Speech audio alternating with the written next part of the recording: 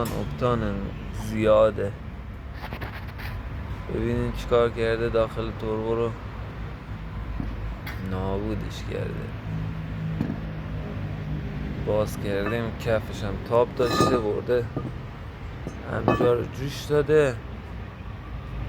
قبلا اینجا هم کفش زده.